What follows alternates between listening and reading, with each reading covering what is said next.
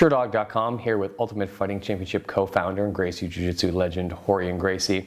When you first think of when you had an idea of having a Vale Tudo competition or turning the Gracie Challenge into something larger, I mean, do you remember when you first started maybe thinking about doing something like the UFC?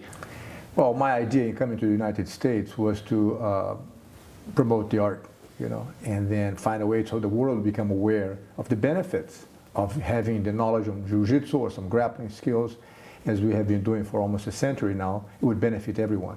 So starting in the garage days, by teaching private class and so forth, and one day it kind of dawned on me that we should not be carrying on this kind of challenge matches in a small scale like the garage. So that's when Art and I came up with the concept of developing something that would show the world in a much bigger, much better media, which would be television. Tell me about the first time you met Art Davie. Art had called the house, spoke to my wife that he wanted to, talk to me about a project he had in mind and stuff like that. In fact, we had just opened the school we had on Carson Street. And on the very first day, we're still finishing up the cleaning and find, the last touch-ups to get the place ready. In walks Art Davie, all dressed up, in a little suit. What did you think of Art Davie the first time that you saw him and met him and shook his hand? Well, he's a character. Art Davie is a special character. And then he comes in a little suit, very smooth talker, a good salesman, and that little pitch. And he's got this idea for, we want to do this together. He has concept of doing marketing and this and that. And then we didn't talk about UFC at all those days. He just came up with a concept that he wanted to like jiu-jitsu, and he was impressed by the whole thing or whatever. And then start taking lessons with me. And on the process of doing that, he himself had the chance to come and watch some of those challenge matches that happened at the academy. He was really impressed with the whole, the reality behind that kind of challenge match. Nobody else had that kind of stuff going on. So we start talking about how can we make this thing on a large scale. He said, Rorion, if you got to go large scale, we got to go television. And so we came up with the idea of saying, hey, let's make something for TV. And him and I start, scratching our heads and putting the brains together. He came up with the concept of doing a tournament and start selecting the toughest, meanest, ugliest, heaviest, most qualified people we could. If this is something that you'd always kind of considered, I mean, why didn't we have some kind of Gracie Challenge event in 1991 on pay-per-view or something like that? Well, coming up to the pay-per-view is a much more elaborate process. It helped the fact that John Milius was a student of mine, whom we invited to become the creative director, so when you have John Milius as a renowned writer, director, producer in Hollywood, and you say, hey, John Milius is part of the team, everybody take that very seriously. It changes things a little bit. So it helped to have John Milius on the package, when we started selling the concept for Semaphore out of New York. And, it was just something that we kept massaging the idea, developing different possibilities with different concepts, and just eventually it just kind of materialized, something that we felt that would be the right time to do it. We associated to that game Mortal Kombat at the time. And of course, had the students come together one day, prepared the business plan and handed out to all the students. In fact, I have the video of that meeting that we got together, a whole bunch of my students at the academy, and the people just pitched in, and we raised the money for the first UFC. So it was a very tough thing because there were so many things that had to come together to do that. Talk more about the role of John Milius, because he's definitely someone that his name doesn't come up a lot when people tell the story of UFC 1, but to this day when we look at the Octagon, I mean, that's still some of his handiwork. Talk about the role he had in UFC 1 and getting you guys set up as you guys were in the brainstorming process. Well, John was a very helpful guy. He liked the idea of action. How as a director and writer, he wants to make the thing as real as possible. He has done some amazing movies in Hollywood and stuff like that. He's a great guy. And was a very excited student at the time. So when I asked him if he'd mind being part of the team as a creative director, and he jumped at the opportunity and said, hey, of course I'm in. And I remember having conversations with John at Sony Studios at the time, and we discussed the different options for the Octagon. I specifically did not want a boxing-like ring, because based on my experience, I've seen people get in a fight, and then they start getting beat up, they slip between the ropes and get away.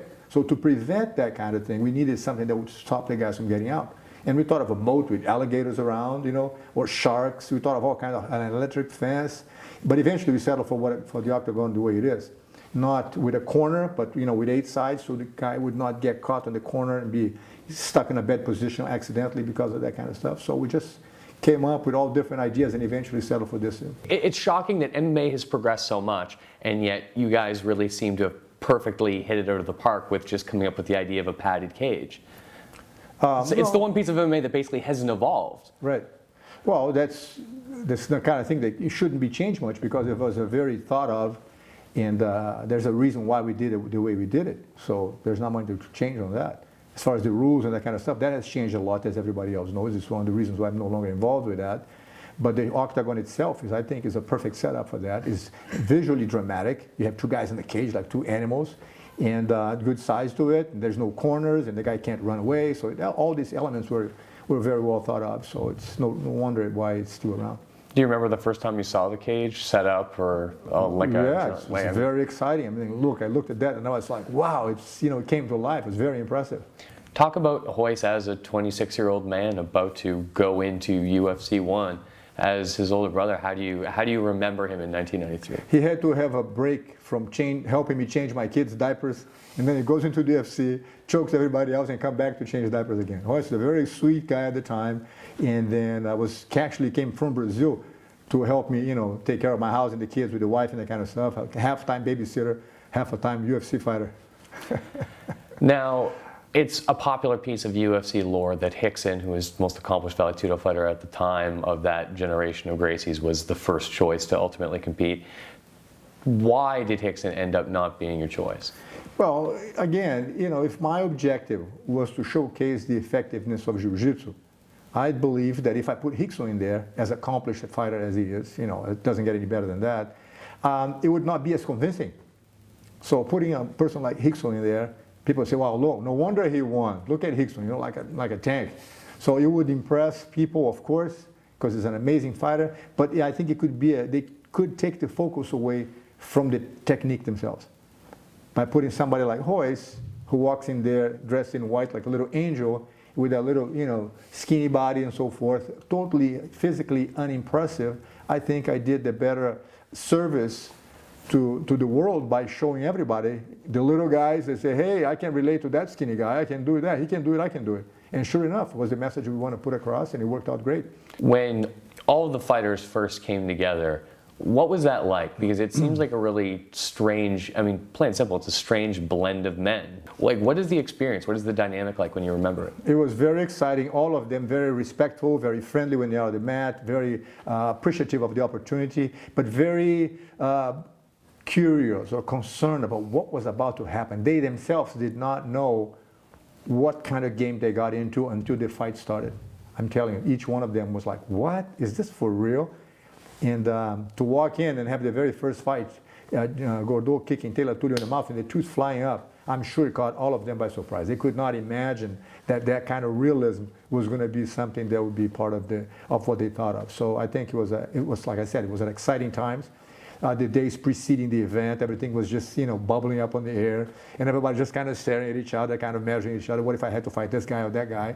But it was just great. It was heaven on earth. It was probably one of the most intense and most rewarding weeks of my life. When Royce ended up tapping Gerard Gordeau, the house lights come on. What's your thought at that point in time as you're standing there with your brother with a $50,000 check? What are your immediate recollections? I was glad to share with everyone the message that Gracie Jiu-Jitsu is it. That was for me the most important thing. So, hey, this is what that's what I came here for, and that's what everybody's seeing. What else do you remember from that night? Art Davey revels in talking about there being, 2 after parties and him being so excited knowing that, wow, we've really got something on our hands. Yes. What was the rest of your night like? What did you think about hours after the event had happened? It was good. I felt that we had something very special indeed, and I felt that we just had cracked the code on how to showcase this stuff on an ongoing basis to the rest of the world.